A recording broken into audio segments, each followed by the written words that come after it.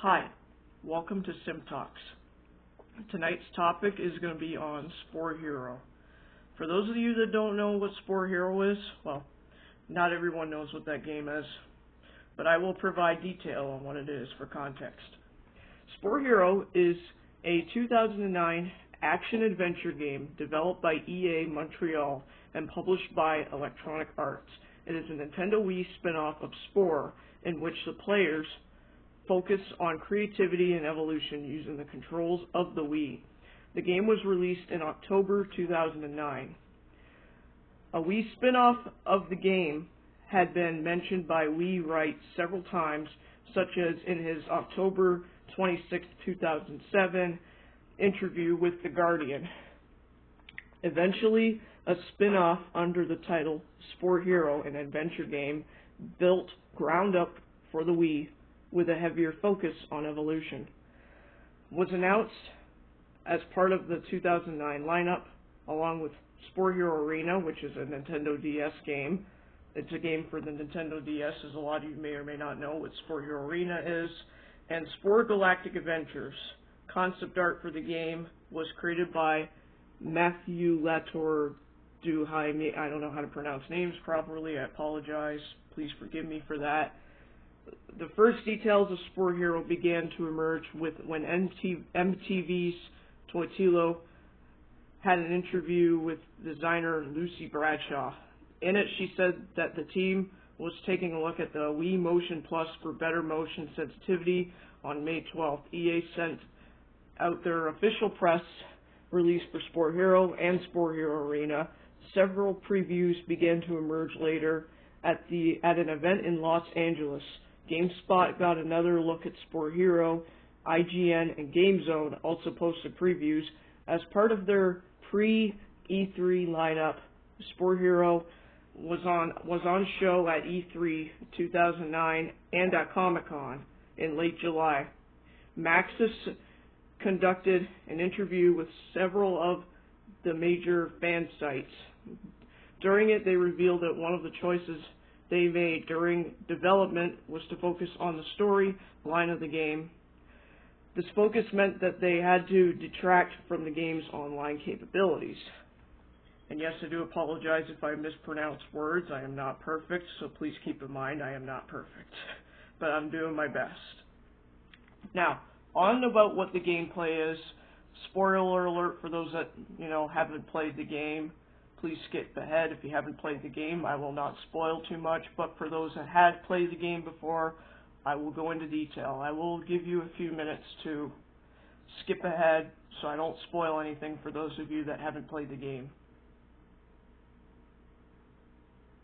Okay, I gave you a few minutes, so I gave you a few seconds to skip, so I will go into detail about the gameplay.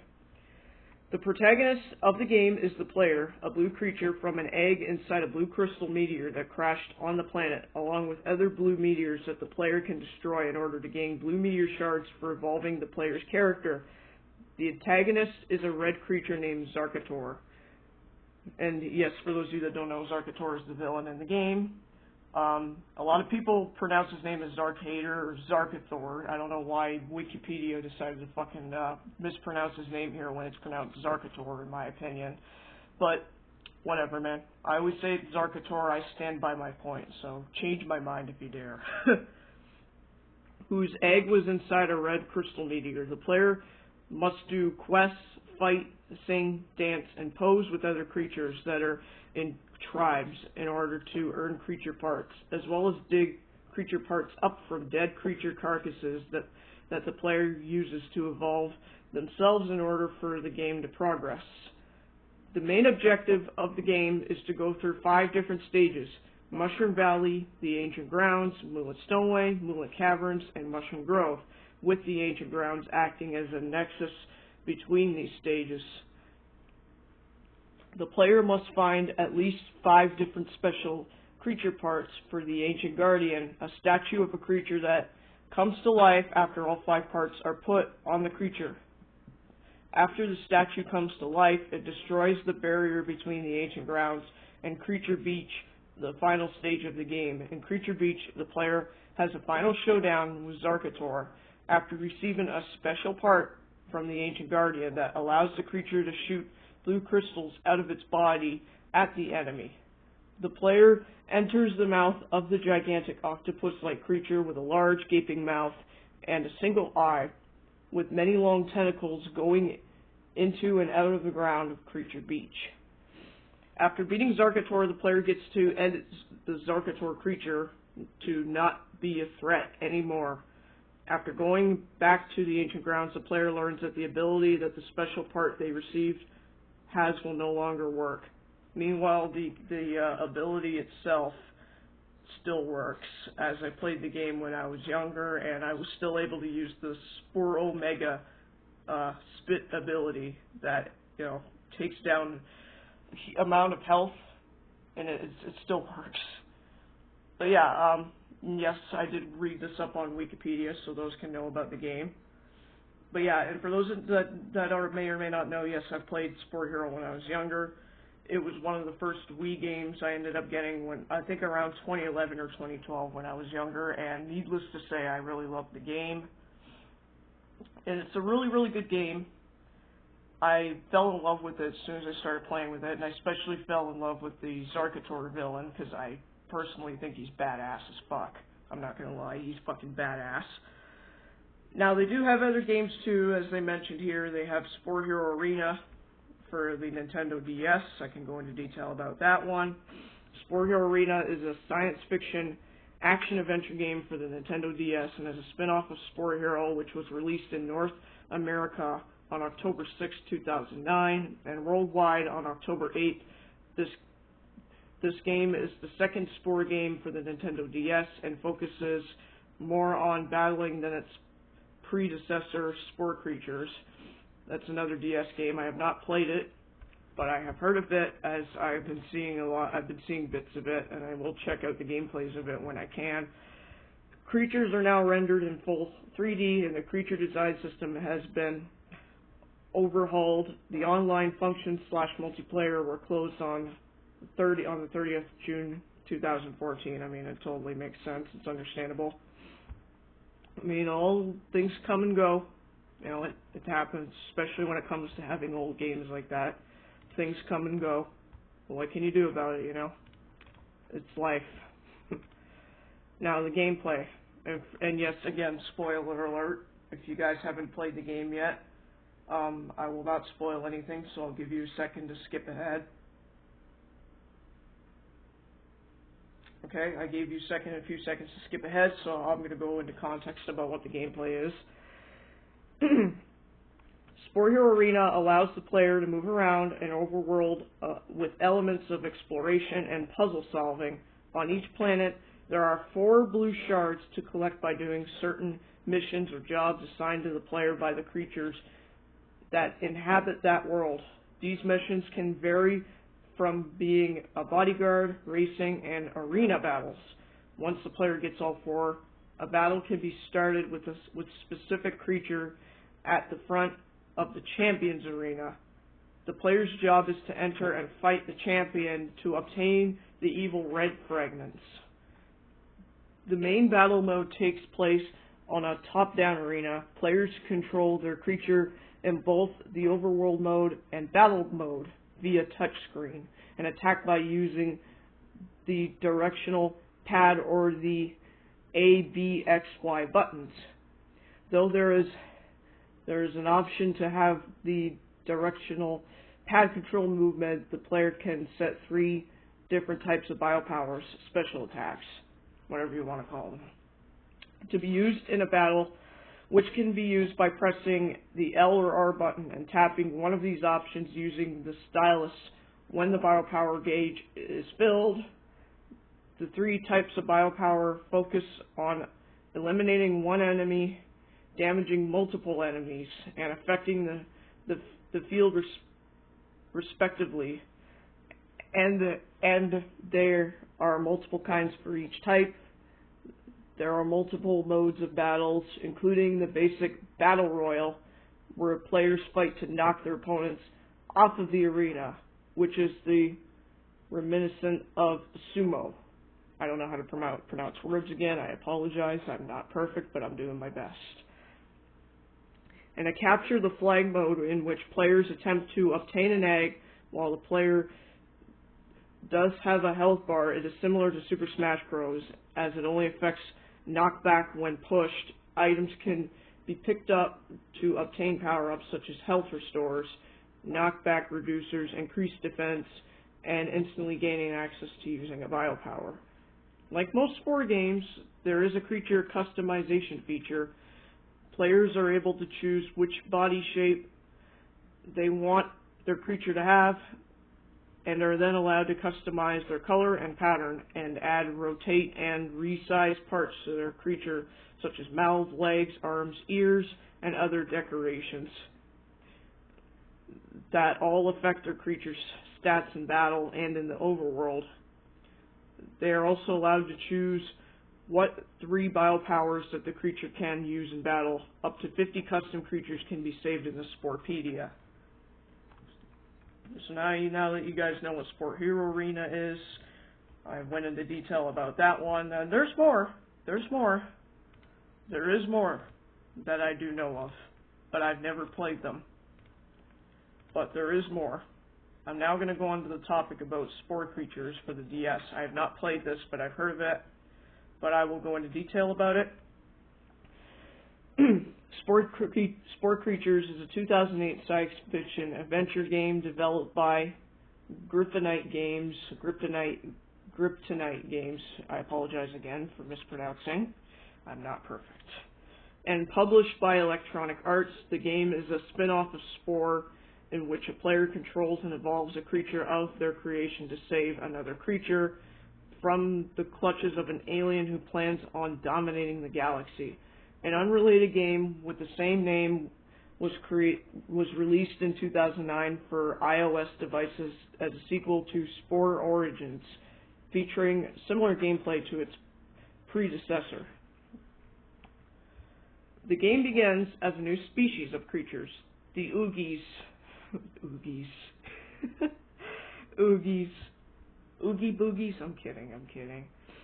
Are born on the planet Tapti. 2 members of the species of particular importance are the protagonists, simply known as Oogie. Should have named him Oogie Boogie. And Little Oogie. Oh my fucking god. I apologize if I'm laughing, it's just hearing the names is comedic, I'm not gonna fucking lie. A small and primitive creature, a mysterious spaceship is flying around the planet, abducting various creatures. It captures Little Oogie and flies away. Oogie pursues the ship all over Tapti, and when it begins to fall apart after bashing into a number of objects, collecting its pieces along the way, Oogie eventually catches up with the ship as it finally crashes, and its plot, an alien called Garskuther clambers out. Garskuther simply summons a new ship and flies away, still in possession of Little Oogie, who has now grown a strange tentacle from his back. Oogie uses the parts he has collected to rebuild the first ship and pursue Garskuther through the galaxy. So I guess Garskuther's a villain, if I am correct on that.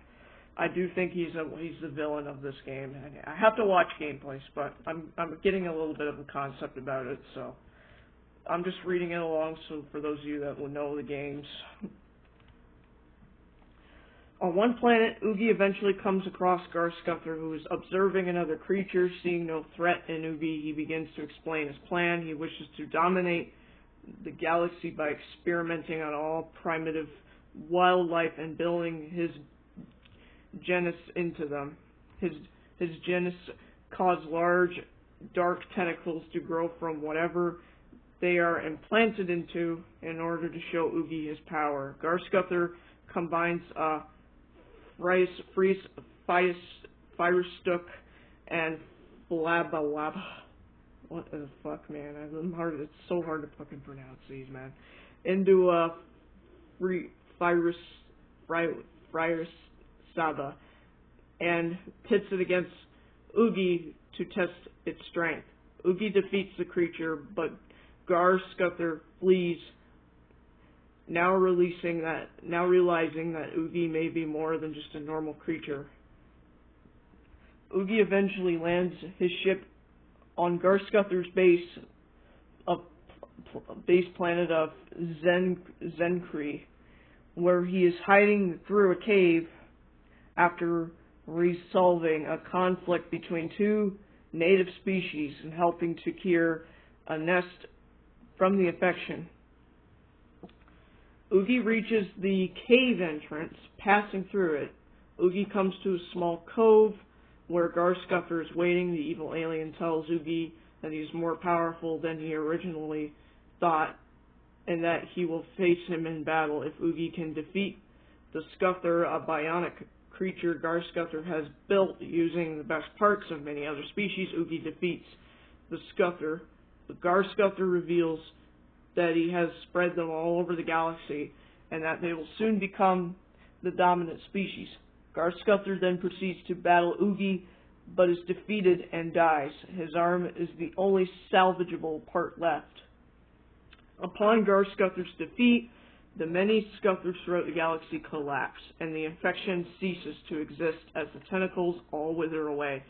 Oogie takes the spaceship back to Tapti, where he meets a cured little Oogie. The two creatures then carry out their lives on Tapti as a dominant yet peaceful species. A cutscene then shows that a creature native to Tapti called a Meeper finds a spacecraft, enters it, and flies away to an unknown planet. So yeah, if you guys own a DS and if you haven't played Spore Hero Arena or Spore Creatures, I recommend giving them a shot. And if you guys own a Nintendo Wii, I recommend playing Spore Hero if you haven't yet. And there is one more though. There is one more I want to discuss to show context. And that one is Darkspore. And I'm going to go into detail about this one.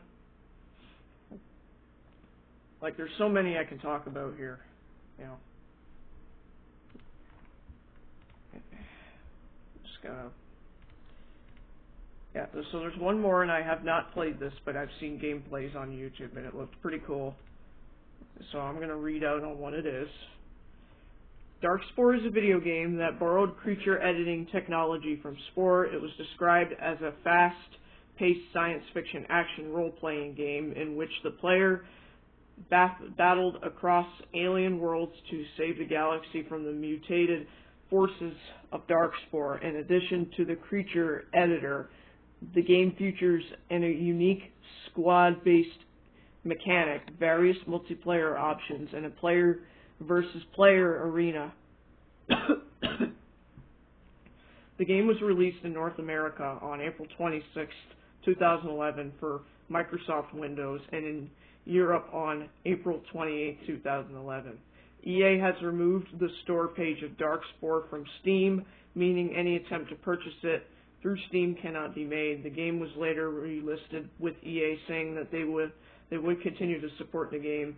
Those who have purchased it prior to the page's removal still have the game and could play it until the servers were shut down permanently on March 1st, 2016. The game is currently unplayable without circumventing its DRM scheme that requires a connection to servers which no longer exist. Yeah, which is a shame, because it's a shame the servers shut down, because I could have played this game myself as an experience, but I've seen gameplays of it before its servers shut down, so thankfully I was able to see gameplays of it before it shut down, the servers shut down. So yeah, but this is a game to look back on and remember, you know, for golden age times.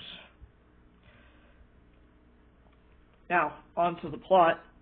The Kroganiters were a race of scientists that established a massive empire encompassing an entire galaxy. Many of them performed secret experiments on the populations they oversaw. Being masters of genetic manipulation, they used their knowledge to create a personal army of genetic heroes called living weapons. However, the discovery of an experimental amino acid that bonds to DNA changes everything. Capable of achieving a millennium in terms of evolution in a matter of hours. It has an immense potential to manipulate life to levels never achieved before. I think I gotta sneeze, hold up. Because I can feel it coming. Okay, false alarm. Anyways, carrying on. Unfortunately, eDNA proves to be unstable. All of the test subjects who came in contact with it were transformed into uncomfortable genetic mutants soon named the Darkspore. Fearing these new creatures, the Kroganiters threw Hero Ixalan into exile for his behavior and negligence, outlawing the use of eDNA. Ixalan fakes his death. Believing himself able to control the power of eDNA, he ejects it in himself. This act transforms him into the Corruptor, a mentally unstable, extraordinarily powerful mutant who can master all Darkspores, determined to get revenge. So yeah, this is one of the villains in the game, the Corruptor. Determined to get revenge on the other Kroganiters and conquer everything. He gathers allies and strengthens the eDNA mutagenic power. Afterwards, the Corruptor begins conquering planets of the Kroganiter Empire, infecting them through the use of eDNA bombs and destroying Kroganiter fortresses with his mutants and war machines. As the game begins, the player takes on the role of one of the last Kroganiters. Starting with only a few heroes, the player's goal is to purge the Darkspore from the galaxy, planet by planet, moving ever closer to the ultimate goal of destroying the Corruptor forces. So yeah, that is what the game is, the context of the game is about, Darkspore. So yeah, the games are pretty cool. The only ones I have played, though, are Spore Hero and Spore Hero Arena. Spore Hero for the Wii and Spore Hero Arena for the DS. As for Spore Creatures for the DS and Darkspore, I have not played those. But I have seen gameplays of Darkspore, and I have yet to check out what Spore Creatures DS is like when I get the chance. But, like I said, if you guys own a Wii, like a Nintendo Wii, I recommend playing Spore Hero. Since a lot of people don't know about that game, that's why I suggest checking it out, and you can share your thoughts and opinions on it afterwards. And if you guys own a Nintendo DS, I recommend playing Spore Hero Arena for the DS and Spore Creatures DS, since they seem interesting. Especially Spore Hero Arena. I played the game and I ended up beating the full thing when I was younger too. That and Spore Hero I have completed. Both Spore Hero and Spore Hero Arena. I have completed both of them. And that was when I was young, and I'm not going to lie, I did pretty good. Now, as for Darkspore, it is a shame that, the servers are no longer playable. Things come and go. But we can always look back and remember it as it was for Golden Age times. But yeah, just thought I'd give, and yes, everybody's entitled to their own opinions, no matter if you like or dislike the games. You're entitled to your own opinions as long as you're not opinion bashing. Now, I do like the games. I have, like I said though, I have still yet to check out Spore Creatures for the DS. I will watch gameplays of them when I get the chance. I will say though, Darkspore was pretty good. I've seen gameplays of that on YouTube. Spore Hero Arena is a good game because I played it. In my opinion, it was good, and so was Spore Hero. That, too, was a good game. I like both of them. So, yeah, I hope you guys enjoyed this video of my topic on Spore Hero and other Spore games, and what I think of them, and as well as providing context of what they are. And I apologize for the spoilers for those that haven't played them, but, like I said, you gotta check them out. Well, Darkspore, the servers are not playable, so. But you can always watch gameplays of it to know what it is. There's videos of gameplays of it if you want to check them out. But yeah, I will see you guys in the next upload whenever I feel like uploading again. So have a great day, night, or night, wherever you're at. Stay safe out there. Until then, I'll see you guys whenever I feel like uploading again. Bye-bye.